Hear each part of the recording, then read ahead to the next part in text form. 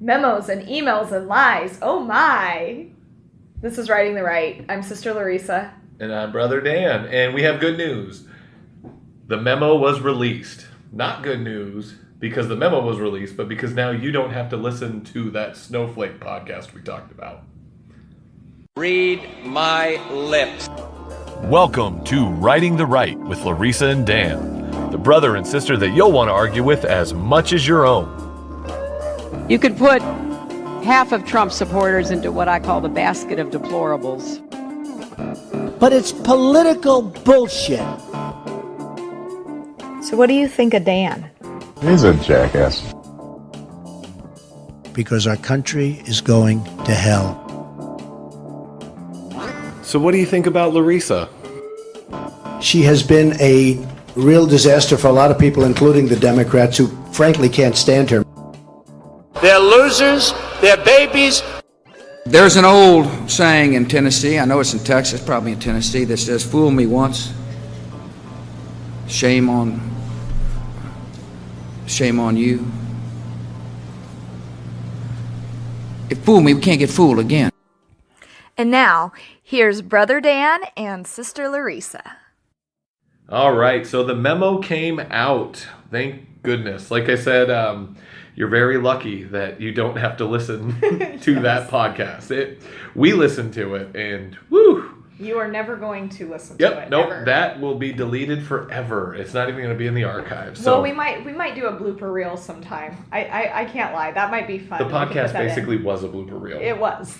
So we can just say, here's the blooper reel and make it sound like it was a mix of different podcasts, because that's how bad it was. You literally could have listened to the entire hour and 6 minutes and not known what it was about. So we better get to the memo before this podcast turns into that. To that podcast. So we're going to start talking about the memo. Like Larissa said, we're going to talk about emails and definitely everybody's lying. So Everybody. We'll go ahead and go from there. Again, if you're not familiar with what the memo is, then go ahead and stop listening to this podcast, because why are you listening to a political podcast when this is the big political story of the week? So, aside from that, so memo came out. It wasn't as groundbreaking and earth-shattering as Sean Hannity had reported it to be. I was a little disappointed. It kind of told us what we already knew was That's coming. what I was going to say. I don't think there was anything new. I think it's just all the same stuff we already knew, but now there's just a little bit more evidence. I don't know if evidence is the word. Yeah, public now. We now know what we've been told is true. We've seen the memo. We've seen the information. And obviously it's true, or the Democrats wouldn't have wanted it to not be released. And no one's denying the factual basis of any of this. This is the thing I keep having a hard time with people understanding. Opinion can be skewed left or right. Facts are facts. Yeah. And why people don't recognize that is just mind-boggling. I think they don't want to. That's why. So, like I told you, I'm going to apologize to everybody right now. This one's probably going to be predominantly me talking, because I'm the one obsessed with this whole deep state conspiracy theory. I'm that person. Larissa gave up on conspiracy theories apparently after the JFK Watergate. assassination. No, I made it to Watergate. Yeah, she made it to Watergate, even though she was born after Watergate. Well, thank you for at least acknowledging that Yes. I'm younger than Watergate. Barely. So basically, she's saying she's not a truther. Again, it is what it is. So the memo.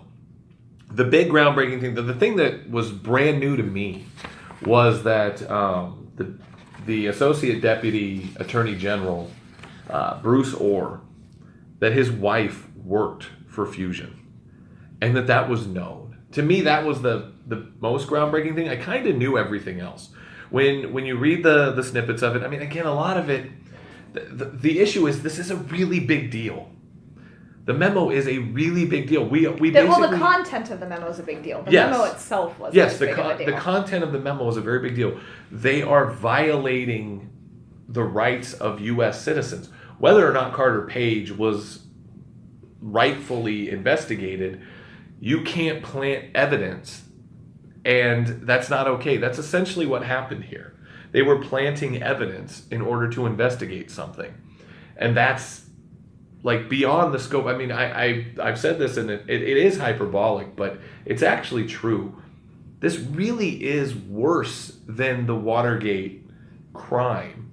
Now, the scandal was that the president lied and tried to hide it and bury it and fire everyone, and we're familiar with that. And so that was the problem with Watergate that made it a bigger issue. And the worst thing Trump can do right now is try to go on a firing spree. And thankfully, it sounds like his inside people are telling him, don't do that. And he's actually listening? Yeah, don't fire Rosenstein. Don't try to fire Mueller. The worst thing he could do right now is fire Mueller, because he needs to let this investigation finish and clear his name. Again, I'm still of the belief, I don't believe there is Russian collusion. I think Trump is going to be taken down by obstruction of justice for lying about something stupid to protect his ego that had nothing to do with Russia. And I don't mean taken down. He's going to get, something's going to happen. Impeached like Clinton. He won't even get impeached. I don't even think it'll be that. But I think that'll be the thing that everyone hangs their hat on. Like, oh, we got him. Obstruction of justice. Obstruction of justice of something dumb. So who cares? So to the FISA memo, if you're not familiar with everything going on, I guess I'll go into a little bit of detail. I actually have the document printed right here in front of me.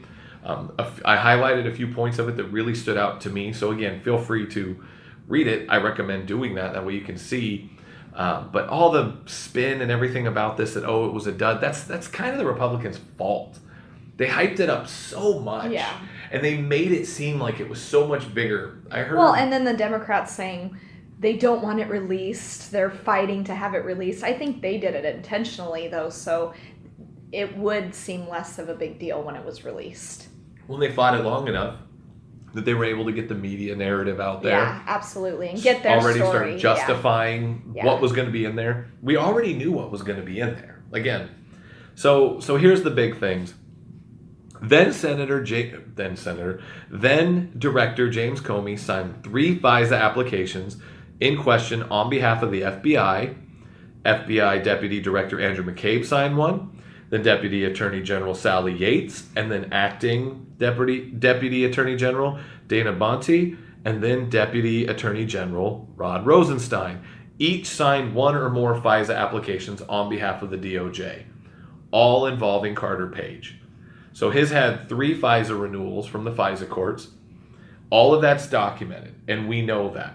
We know, again, if we take the statement directly from Andrew McCabe, when he was testifying before Senate in the committee in December 2017, he said no surveillance warrant, and this is in page 3 of the memo, and it actually says, no surveillance warrant would have been sought from the FISA court without the Steele dossier information. And we keep hearing the spin from the media that, there was other information other than just the dossier. Yeah, some of the other information, which is also mentioned here in the memo, was a Yahoo article written by Michael Isikoff. However, his article was based off the information from the dossier before it leaked. So they were using the dossier information. I agree with the Democrats. And Ben Shapiro's been saying this over and over again. The only way to really get clarity on this, release the FISA applications. Yeah, I agree. Let us see what's on there. I'm curious to see what the Democrat memo is going to look like, because now they're saying they are going to release theirs. And I want to see the counter information. I'm curious to see what it's going to say.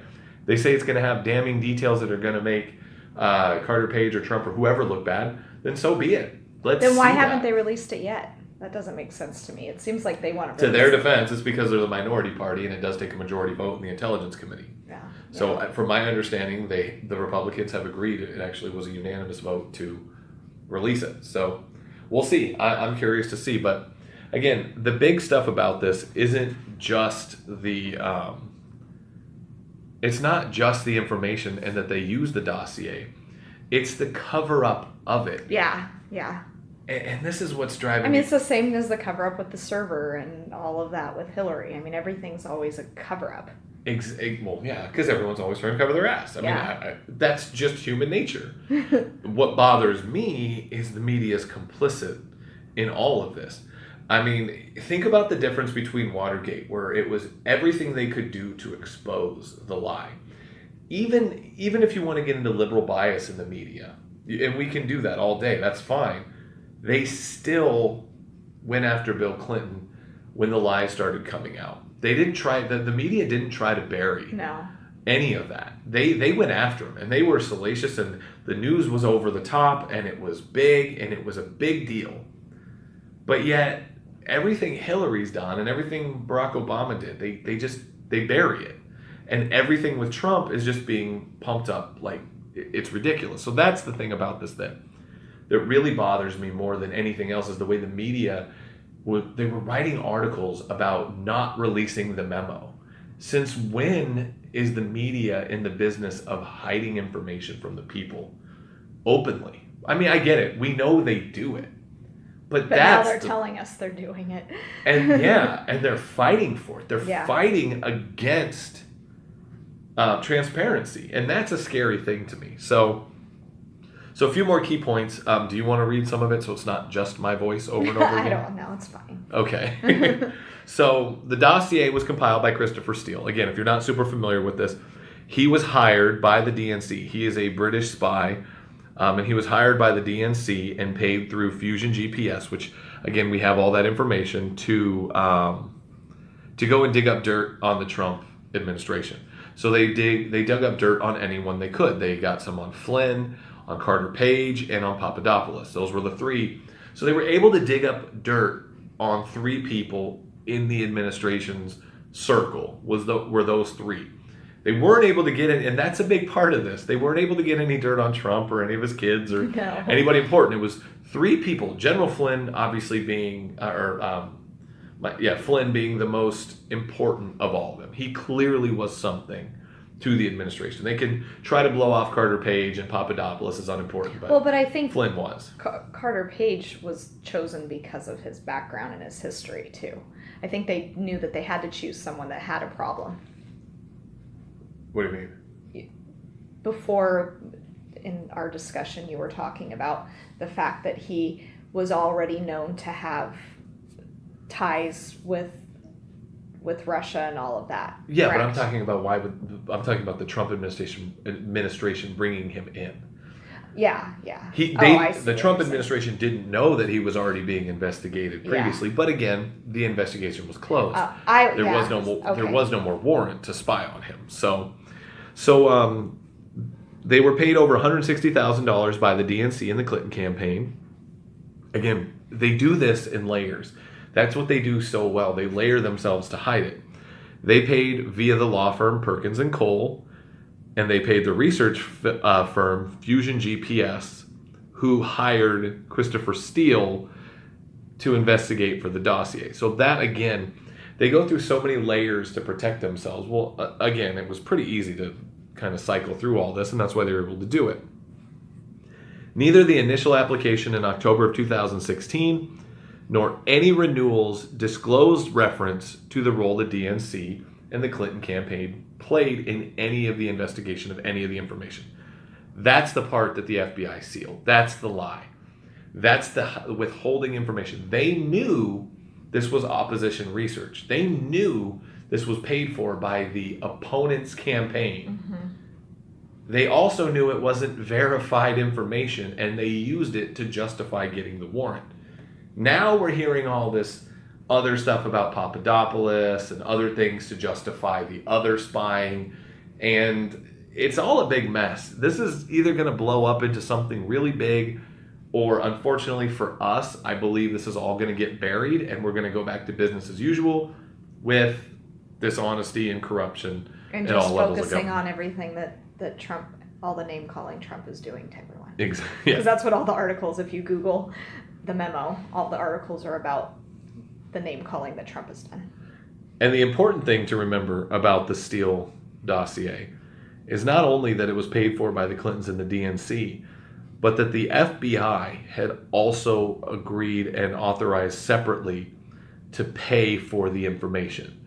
They had actually hired Christopher Steele to investigate as well, while he was already hired and working for the DNC and Fusion GPS through the Clinton campaign. The FBI then hired him to do their own investigating, and then of course had to fire him because he broke what they call it says right here, Steele was suspended and then terminated as an FBI source for what the FBI defines as the most serious of violations, an unauthorized disclosure to the media of his relationship with the FBI. So they had to let him go because he was leaking information and disclosing that he was working for the FBI. They hired a British spy to investigate a candidate for the President of the United States on behalf of the opposition party. I mean, we can sit here and play the game all day of we shouldn't be attacking the FBI, but this is corruption. This is a legitimate problem. And that's my issue with this, is that we're turning this into an attack on the FBI. And this is where we can kind of engage a little more outside of the information. What do you feel about this? Because what bothers me is, I was joking about this because Cenk Uygur was making fun of Trump for ragging on McCabe and the people at the FBI. And he's like, oh, what happened to, you shouldn't attack the police, it's just a few bad eggs and blah, blah, blah, blah, blah. And he was basically trying to mock Trump as being a hypocrite. I jokingly said the irony of it is he's not able to think outside of his collectivist mindset to realize that you can actually get upset at a handful of individuals involved and not universally blame the entire FBI. Yeah. Where unfortunately he's not able to do that. If one cop does something bad, all cops are bad. Yes, yeah. And that's the irony of it. He was too stupid to actually realize that. Again, I hate Cenk, so anybody listening to this probably hates Cenk too, but it is what it is. Well, what are your feelings on that? I mean, do you see it the same way as me, or do you see this as something like, what do you feel about the way Trump is attacking the intelligence agency? Are you seeing it from the way of he's attacking the intelligence agency, or what? I mean, to me, Trump typically does attack everyone. It's usually groupthink, and everything is boxed no differently. He's a lifetime Democrat. Yeah, and I genuinely believe that, and so I do think, but I also think it's fair for him to make attacks when you have things like this happen. The only thing that I have to say, all of this, I mean, it's a little off topic, but it goes with this, is the only thing that all of this shows me is at least we know our election system is fair. If they have to go out of their way for stuff like this to try and sabotage, and yet he still won, tells me in the end we have a fair election system. There's things broken with it. Honest. I was just about to say there's things broken with it, like the fact that we're the only developed country with a two-party system in the world. I mean, that to me that makes it unfair. But the fact is it is honest. The people who win, and that's the one thing that this does, is it gives me hope that I know that because I can't lie, there's been times in my life that I've wondered, I wonder if we don't even have any choice in who's elected. This proves to me that we do. Yes, because the powers that be, and I hate to use the term globalist, I really do. I've joked about it with a friend of mine, that the word globalist now has connotation with Alex Jones, and it makes you sound like you're crazy, and the lizard people. But there are two groups of people. There's nationalists and there's globalists. And the word nationalist has now become racist. And that's the thing. You can believe in nations and sovereignty, and that's perfectly fine. And that's what I am. I believe that's a small government. The more sovereignty. I'd be a statist in the sense of, not that I want the state running things, but like a nationalist, I want smaller government. Yeah. Run it at the state level, at the local level, at the county level, city level. That's what I want. So the globalists are, that's the issue, is they're controlling the narrative in the election. And absolutely. Trump, I still don't know what to make of him. I still feel like I don't either. Because the problem is I don't think anyone does, because we're all being force-fed what to think of him. And then people like us tend to always go the opposite of what we're force-fed. Exactly. So, when the media is telling me something, I almost always know it's wrong. Exactly. I had a conversation with a friend actually this morning, and she doesn't even follow politics, and she says, and she doesn't follow politics because she doesn't trust the media. And she says, and she doesn't trust the media because everything's just, and she's not even conservative. That's what's funny, is everyone's starting to realize that we are being force-fed what we have to think, and there's not enough people like you and I who are willing to to think about the opposition, you know, and it's unfortunate. It's no different than how a cult works. I know I've said this before, but it's that mindset of how easily it is to be manipulated. And, you know, our media does a very good job of manipulation. And I don't know how much of that is just what we're told, or who knows if there's subliminal messaging and things. We don't know. I mean, we don't. They have control over us in ways that some of us don't realize, but I don't know. I know now I'm getting conspiracy theory there, but I know for somebody that doesn't like conspiracy theories, that sounds pretty conspiratorial. I know. So. Well, I said I don't know. I'm not saying that they're doing that. They but are. Not subliminal messaging.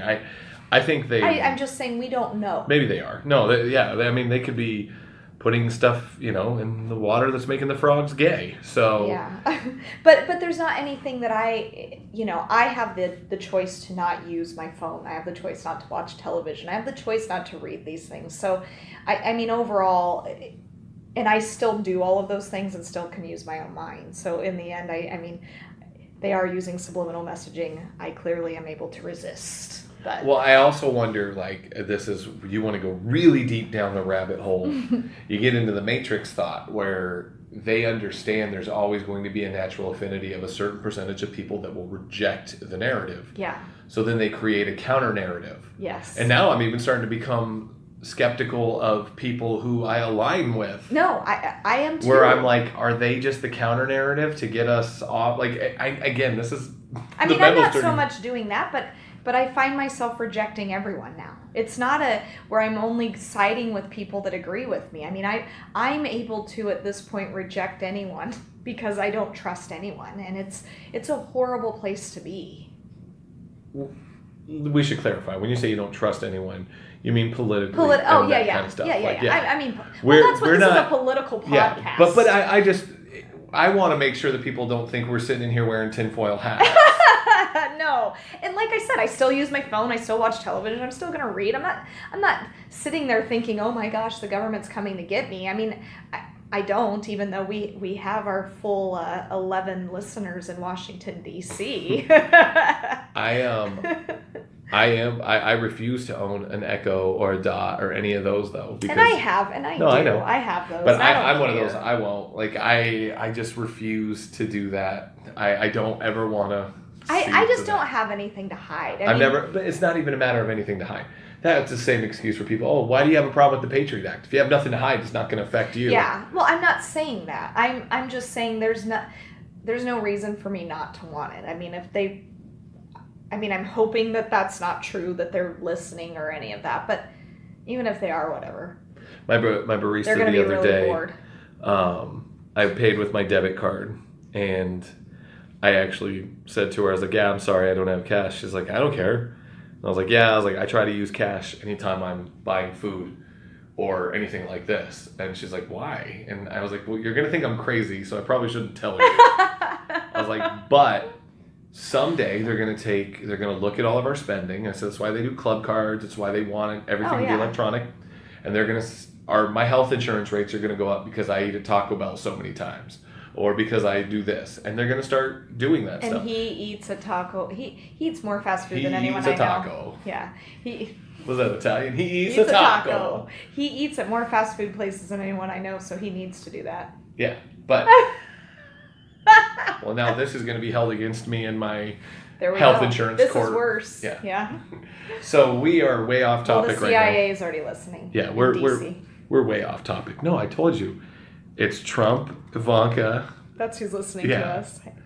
And that actually, well, if Ivanka's listening, I need some new shoes. Okay. We really aren't wearing tinfoil hats right now. No. But I'm telling you, someday that's going to happen. When the government controls our insurance, and they're going to find ways to define. Well, they've already found, but they've already have the microchips. Yeah. Well, yeah. And people thought 10 years ago that was conspiracy, and now it exists. So I want to get back to something we mentioned earlier, and to me, what was the biggest thing that no one really mentioned from the memo was that Associate Deputy Attorney General Bruce Orr maintained contact with Steele throughout everything, while his wife, who also worked for Fusion GPS, was digging up opposition research on Trump. He later provided the FBI with all of his wife's research that was paid for by the DNC, and that's what it states in here. The Orr's relationship with Steele and Fusion was concealed from the FISA court. So he was the deputy attorney general. He had signed off. Here, I want to make sure before I give something incorrect. Why would they allow only portions of this in and not? If you're going to allow it to be evidence, it should be all, not the parts. Because they absolutely would never have approved the FISA warrant. Now, one thing that does make me feel good is I will also state this. What this memo release has shown me is that I don't think the FBI is corrupt to its core. The FISA courts clearly aren't. I think we had a few bad actors here. I really do. I think we had a few bad actors up at the top who were still working for the Obama administration, doing everything they could for Hillary, and then eventually to try to take down Trump. But that's what this shows me. The FISA courts, they felt the need to provide bad information. They didn't provide a FISA warrant with nothing. Yeah. They actually did have to provide something. So the FISA courts are doing their job. They're protecting the American people. The FBI is doing all of this, and because they have a system in place. It's a handful of bad actors. Well, and clearly it didn't do anything in the end. This just shows that something was attempted. Yeah, they thought there was something, or they were hoping there was something, and they weren't able to get anything. Yeah.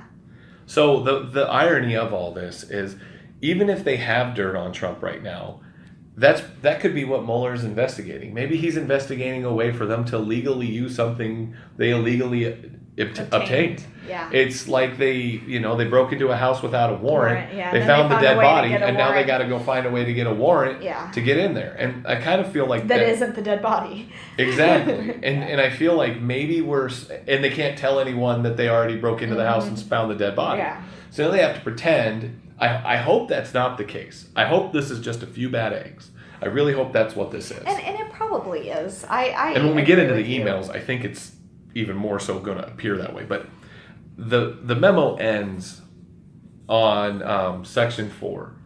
And again, I'm going to read it one more time. It says, Deputy Director McCabe testified before the committee in December that no surveillance warrant would have been sought from the FISA court without the dossier information. You can't stress that enough. This was the grounds for why they got it. And that's why everyone has so definitively said this. This was Andrew McCabe's testimony. The person who was responsible, essentially, for this happening. Him and James Comey, which is why James Comey's been tweeting like a madman lately, and it's really annoying. Yeah. Ben Shapiro made fun of him, said he's tweeting like a high school girl because he was like tweeting out stuff about like food he was eating, and like he's been really weird. Was he tweeting Yo Memo jokes? The hashtag Yo Memo? No, was that a thing? Yeah. Oh. People were doing Yo Memo tweets, hashtag Yo Memo. I'd like to read some of those. That'd be fun. You should pull some up. Some of them are pretty funny. So again, that's pretty much it for the memo. I want to get into the emails too, and some of this Andrew McCabe corruption and the Hillary email research as well. Because now the last section 5 of the memo was about Papadopoulos and the text messages between Strzok and Lisa Page, who is no relation to Carter Page, which is just kind of a weird little thing to all this, and Andrew or Andy and their secret society. I'm not going to go into any of that because we don't have those text messages yet. The 30,000 text messages or whatever the number was that went missing. I think that was a total number, but there was the text messages that went missing from December of 2016 till the day. How come things keep going missing? Yeah, all the way up to the exact day the Mueller investigation started. Yeah. So again, corruption, obviously, but the question is, was it the people that hid it and they deleted everything right before Mueller, like when they announced Mueller, they said, oh crap, we got to delete all this? Or did Mueller come in and read that and say, this is really bad, delete all this? So is Mueller corrupt? That's what a lot of this will raise questions for me. Is he part of this? I don't think he is. I really don't. Well, the other question is, why is the media hiding all of this too. Well, because the media wants to take down Trump, and they're... No, I know the reason. I'm just saying it's still the question. They're with her. Hillary, yeah. They're with her. Did you see the standing ovation at the Grammys for her? That was so dumb. It was so dumb. And that's why the Grammys ratings were down 20%. Yeah. Everything is a joke now. I'm still looking forward to doing the NFL ratings podcast. Yeah. Maybe we'll do that one next. No, we need one where I get to talk a little. True. That's definitely your subject. Maybe do a little. I actually know a lot about maybe that, do a little opposition research, and then we can. I don't want to because I don't. It's not always opposition. I'm joking. Oh. Maybe if you want to argue with me, be like, hey, no, I'm pro FBI spying, and I'm pro lying under oath, and those are always fun to do, though. I always like finding reasons to be the opposition. That is fun. That's how we. That's why we are where we are. We just want to disagree with people. We do. That's why it's. Well, I remember when we was that the class that I think it was a different class but same instructor at college. We had to do a debate on different topics and our group was given how to be pro child labor. We had to be pro child labor, and that's pretty easy. But go ahead. What is your pro child labor? We actually did really well on that. Low cost merchandise? No, yeah, but ding ding ding! I win. No, you didn't. There was also how it affects their economy too. As soon as you raise the price of what you're paying, then you can damage their economy tremendously. That was our best argument. Wow. I mean, it's a good argument. It's not. Why is it not? Because that's the lie they tell us, so that way they don't have to pay people in that country more money. But the problem is until everyone fixes it, then it actually is a real issue. Yeah, but it'll make their sweatshop job the most enviable sweatshop job in the country. So true. They'll get the best and brightest. So now we'll have underpaid people making high quality merchandise with care as opposed to cheap slave labor. Yeah. So, it is what it is. So and also our country has child laws. Not most countries don't. Most countries have children working young, and that's cultural. Yeah. Which again is why it's okay to say our culture is better. Yeah. I know that's taboo to say. Yeah, you can't. Well, I did. Did you read that text, or is that in the podcast we're not sharing? That text from MSNBC correspondent that said that you can't say family church. No, that was on the last one on the state of the union. Okay. Oh yeah, you're correct. I was curious if we deleted that or not. No. So back to the memo at hand. We're not going to go down this one again. We did that on a previous podcast, so we're not going to. We're all about the gangster rap. The last section is regarding the text messages and the stuff between Andrew McCabe and Strzok regarding the investigation into Hillary Clinton. I just want to add a timeline here because this is media spin 101. I'm not directly accusing Andrew McCabe of any wrongdoing because he very well could have been standing up against this. It does not appear so. So, March 2015, they found Hillary's emails. They found the server. They found all those emails. We're not even going to include all the deleted emails or what was even in the emails. Well, so I do want to say this too, though. He was also... Go on. No, never mind. Okay. So, Andrew McCabe, in April, his wife was asked by Terry McAuliffe, by Terry McAuliffe's office. It wasn't by him himself. It was by someone from the governor's office in Virginia, if his wife was interested in running for a state Senate seat in Virginia. Her husband just happened to be involved in the investigation of Hillary Clinton. And if you're not familiar with who Terry McAuliffe is, he was the head of the DNC during the Bill Clinton administration. A lot of people don't realize that, and now he's the governor of Virginia. He is very tight with the Clintons. He is part of their inner circle. And the fact that a lot of people don't realize that shows the media is not telling us Yes, everything. and they absolutely know that. Oh, He was of the course head they of do. the DNC during the Clinton administration. That's all I you just need. don't get what goes through a reporter's head knowing that they're covering up such awful stuff. They don't care. Do they think it's for the greater good? No choice but to continue with that narrative. So either way,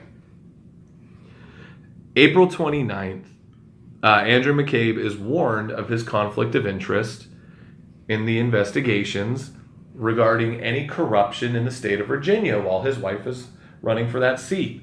However, they don't mention that he needs to recuse himself from the Clinton investigation because apparently it's not tied to Virginia, even though he was closely tied to Terry McAuliffe. But they also don't mention any real details about that yet. On November 3rd, 2015, she lost her Senate race. 6 days later, he received an email asking him if he was interested in a private sector job that was going to pay him $300,000 a year, more than double his current salary. 6 days after his wife lost the election, he turned it down. We see that in the email. While all of this is happening, mind you, this was in November. She announced the emails were found in March. All of a sudden, Terry McAuliffe's office reaches out to his wife in April, saying if she wants to run for a state Senate seat. There's emails back and forth. You can read these emails with him. Either he's naive and he thinks people just like him for who he is, and all of a sudden they wanted his wife to run because she's special. You don't get to that position being naive. I'm sorry. If you read the language of some of his emails, this could just be a dude who is tunnel vision. You know what I mean? Like somebody who's somewhat, I don't want to say autistic, but like a social lack of awareness, like an Asperger's or something like that, where he's in front of a computer. He's good at investigating things like, mathematics or whatever, and he just doesn't see the big picture. Kind of thing. So I don't want to smear the guy completely because there legitimately could just be an innocence and ignorance to what he's doing. He just thinks he's doing what he's supposed to do. I don't know that because he didn't announce. So his wife, during the course of the campaign, which they don't tell us this, but his wife received 700, which again, you've heard Trump say this, and the media tried to smear him for it because he said that she received $700,000 in donations from Hillary's team. And the media jumped all over that. So it's not Hillary's team. This is a lie, blah, blah, blah. It came from Terry McAuliffe and the state DNC. That's what he meant by Hillary's team. It didn't come directly from Hillary or the Clinton Foundation. It came from one of her lackeys and the state DNC. And they donated $700,000. I'm not going to say that was a bribe while her husband was part of the investigation. However, that's what happened. August of 2015, the investigation was announced 3 months before the election. September, the emails began being investigated by the FBI. In November, they began investigating for national security violations. So during this time, his wife loses the election. He gets offered that private sector job. So first they bribe him by trying to get his wife a state Senate seat. Then they try to bribe him with the private sector job. We don't know who offered him that job, by the way, because they redacted that information from the email. Yeah, that right there is so suspicious. Then, 3 months later, he got promoted to deputy director of the FBI and began completely overseeing the entire Clinton email investigation. After What do you being know? paid off by the DNC. Yeah. 5 months later, Hillary Clinton was cleared of all wrongdoing and blah, blah, blah. We know everything that happened. So, the crazy thing is the way the media spun this. They spun this in a way of he didn't do anything wrong. He recused himself when he was supposed to. He didn't recuse himself from the investigation until after the story came out about the money coming from the McAuliffe fund or that group. So he continued to oversee the investigation. Well, then, of course, we're not even going to get into them reopening the investigation And at that point, that was when he recused himself, because they cleared Hillary in July. The information leaked about his conflict of interest in like August or September. And then they reopened it in that short period of time in November where he recused himself. Yeah. At that point, they thought the election was already in the bank for Hillary. I feel like they were putting that out there just to clear themselves, to say, oh, we found these. Because remember, that was when they found out that her, conspiracy theory here, her partner, Huma, who was married to Anthony Weiner. Yeah. That's when they found their server with all of his child pornography, because he's a pedo, and then found all the emails from Clinton. And again, we won't even get into the Hillary email stuff, where now they're coming out with evidence that she was sending emails from this server to the president at the time, so everyone was aware that she had this and just looking the other way. So again, we'll get outside of that, but the issue here is it's the same dirty people from over on the dossier. It's the same dirty people involved here. That's my issue with McCabe, is either he is the dumbest successful person ever, but then again, he got promoted either to pull him away from this, or did he find something in the emails and that's why they tried to work really hard to force him to recuse himself? Did he know something and he played dumb, or did he know something and bury it? Which was it? That's the thing that scares me about all this, is this does show corruption within the intelligence agencies to take down the president and to help Hillary. It's scary stuff.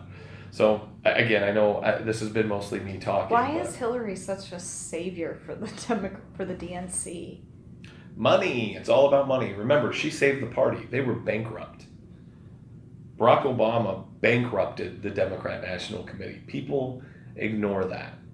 That was the whole Donna Brazile book. You read about that.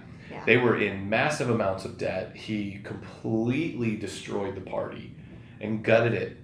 And Hillary came in, and that was the reason why she was able to blackball Bernie and do what she was able to do with the DNC, because she owned the DNC.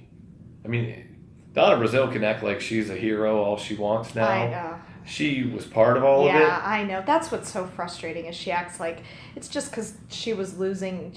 She wanted to make money and she wanted fame, and so now she's doing all of this. It has nothing to do with her being a savior of anything. Yeah, she's part of it. Well, there's an interview with her and Megyn Kelly when Megyn Kelly was still on Fox, asking her about the question being leaked to Hillary, and the way she dodges that question, and I'm not gonna, and then typical Democrat 101, start attacking the source, not the information. Yeah. And that's what she started doing. And that's what they're trying to do with the dossier now. They're trying to attack Nunes. If you look, everything, no one's trying to discredit any of the information in the dossier. Everything is about discrediting Representative Nunes. Everything. He's this, he's that, he's a slimeball, he's an idiot. Again, Which has nothing to do with the memo. No. But he's the one that wrote the memo. Yeah. So if you discredit the source, it's what they do. It's literally what they do every single time. It's like clockwork. So that's what we're seeing here. More is going to come out. I also love that everyone's getting on Trump for attacking the FBI. I very clearly remember the Democrats attacking James Comey. I know. And blaming him for costing Hillary the election. That's all we heard the entire time. The last 2 months before the election, too. If she loses, it's going to be Comey's fault. It's all Comey. And then when he reopened the investigation right before the election. Yeah. He cost her the election. Yeah. She cost herself the election. Yeah, I know. Yeah. So, either way, again, a lot of information. Stop being corrupt, and you don't have to worry about that stuff. A lot of opinion interjected into here. I understand that. But the point was trying to get the basic information of the memo really broken down. This was a very big deal. The problem is, again, the Republicans, possibly on purpose, because again, I do believe there's still a huge group of Republicans trying to tear down Trump as well from the inside. Yeah. Pumping up this memo beyond reason of what it was, and then it comes out and it's kind of like, that's it? Because that's how I felt. Yeah. And Which you called. You said that was going to happen. Yeah. I knew it was. It was either that or people were going to get arrested that day. Like, there was no middle ground. It was, Sebastian Gorka on Fox News came out and said it was 40 times worse than what started the American Revolution. What? Yeah. And Sean Hannity was saying it's going to make Watergate seem like someone was stealing Girl Scout cookies. It's not that bad. I actually do believe this is worse than the crime itself. The investigation into Watergate. Yes. Worse than that. However, Watergate, again, was just breaking into a hotel room to get some information. Yeah. Really, the grand scheme of things, if you think about that in modern day American politics. That happens every day. Yeah. Literally every day. Somebody's doing that right now. Yeah. It's happening. It's not that big of a deal. Hell, there was a guy who got, I'm putting quotes up, robbed on his way home right before all the DNC emails leaked. Yeah. I can't remember his name, but it's kind of crazy. The guy got robbed, yet his wallet and phone were still on him. Nothing was missing, and he was in the good part of town in D.C., and he was shot and left for dead and supposedly robbed, investigation closed without anyone looking into it. So it is what it is. It's just really scary stuff. The scary stuff to me is the fact that, not that this is happening, because I've always suspected this was happening. It's the media involvement and bearing of the story, and just the willful ignorance of the people to just accept it. Yeah. For what the media says it is, yeah. But I think that's with everything. So we'll see. Something big could be coming. There's always, if you follow Q, there's always rumors about what's coming next.